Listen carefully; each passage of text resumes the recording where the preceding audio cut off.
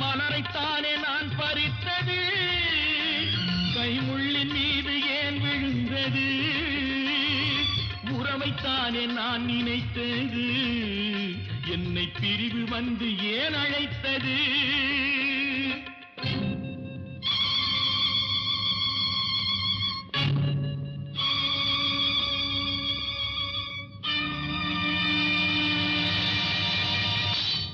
எழுதுங்கள் என் கல்லறையில் அவள் இரக்கமில்லாதவள் என்று, பாடுங்கள் என் கல்லறையில் இவன் பைத்தியக்காரன் என்று.